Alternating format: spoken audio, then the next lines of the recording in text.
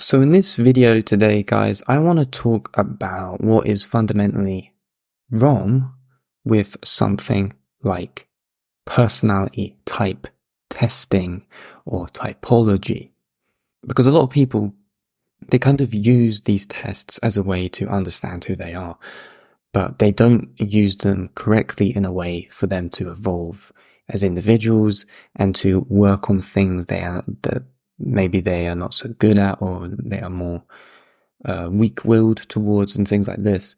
So I kind of want to talk about a better alternative when it comes to trying to understand your personality, trying to understand how to evolve your personality, to work on the weaker points of your personality and things like this. Now, personality type tests, like the most popular one is the Myers-Briggs test. And this is basically a deviation or creation made by someone else who looked at Carl Jung's work on psychological types and tried to create a structure around them. So probably a lot of you, if not all of you, have probably tried this, where you've done the test and see what comes up. Now, the problem with this is you're given a type. You're casted as a type. You're labeled fundamentally as, this is your personality. This is what you're good at. And that's it. It kind of gives you this kind of answer is, this is all that you are. Accept it. And that be that. And then people identify with them. And there's like loads of YouTube channels on like, like Myers-Briggs. Or on just talking about, what this personality type does the most. Or, this type of thing. But ultimately, this is the wrong way of going about it, because you are not a diagnosis, you're not a type, you're not a conditioned being, ultimately, and you're not a label. But as soon as we do place ourselves in labels, types, all of this type of stuff, we ultimately limit ourselves. And this is always not very good, because it puts a constraint or a chokehold around our ego of self-understanding, and it limits our ability to work on ourselves fundamentally, to grow as people, or to simply work on our weak points. Now, what it is good for doing is identifying your inferior functions. Because ultimately, your personality type is not going to objectively be that for your entire life. This is the kind of the false truth that these kind of things advocate, that you're this type and you will always be that. It's not the case. Your maturity and your progression through like individuation, self-actualization, maturity as a man or a woman changes the type that you are, basically. And this maturity, this development of maturity, is dependent on something that's outside of these understanding of, typology. It's about the idea and understanding that your ego, that your psyche is not a mixture of different psychological types based on psychological analysis, but it's actually based upon archetypes. Because there are four, for example, within masculinity, there are 4 core archetypes to every man. There are 4 core archetypes to every woman. For the man, it's the king, warrior, magician, lover archetype.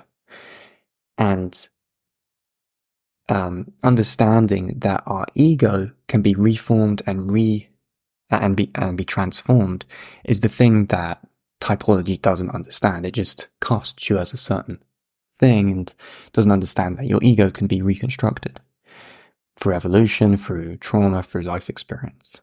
And this is very important to understand. And the better alternative to looking at your personality is through what we could call like a self system, or a system self, that the self, your psyche, is constructed of archetypes, and your relation to those archetypes is what constructs your personality. That's a better way of looking at it. Like I was saying, the masculinity is founded upon 4 core archetypes.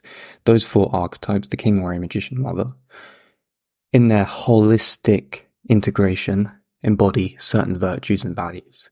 And those certain virtues and values can be seen in any mature masculine man with whatever talent or skill that he may have, or personality trait that he may have. It can be seen within any of those 4 archetypes, those 4 key archetypes.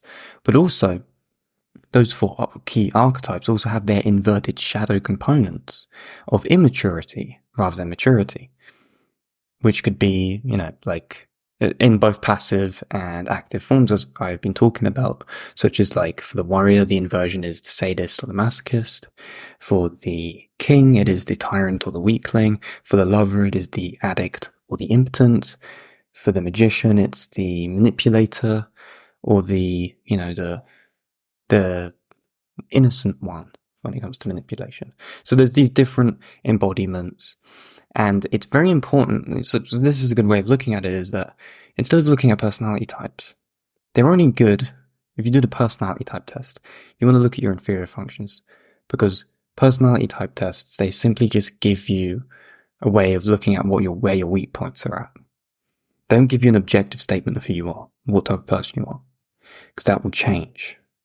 A better way of looking at it is analyzing yourself in relation to these archetypes, so that you can get a better understanding of the shadow of those archetypes, how they relate to you on a personal level, if you are embodying certain forms of these archetypes through certain behaviors, attitudes, emotions, etc. And seeing how you can work on those through different movements or different methods of self-development. That is a much better way of doing it, because your ego is constantly transforming, because you're not the same person you were 10 years ago, or 5 years ago, or 2 years ago. You're constantly evolving and changing, depending on your experience of reality. And that's why for Myers-Briggs test, your personality type result is going to change. If it doesn't change, it's either because you're not living life the way you should be to experience life and to learn from life, therefore it won't change, or it won't change because you finally have a very seated understanding of yourself with regards to your traits and your dominant characteristics. But ultimately, you still need to work on your inferior functions, because that's how you become a well-rounded individual.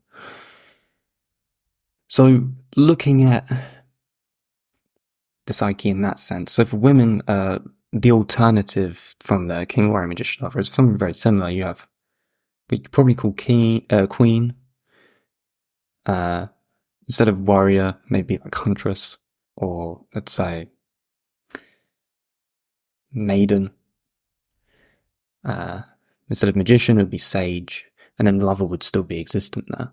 Or instead of warrior, it would be mother, because the mother archetype is order within the chaos of life. That's what the mother brings forth into existence. And that is of a warrior spirit, but just of the opposite sex, of the feminine. So there's an inversion towards that. Obviously, there's different archetypes for women, there's different archetypes for men, different displays of them for the feminine embodiment, but they're fundamentally very similar to each other when it comes to their virtues and values and forms of existence.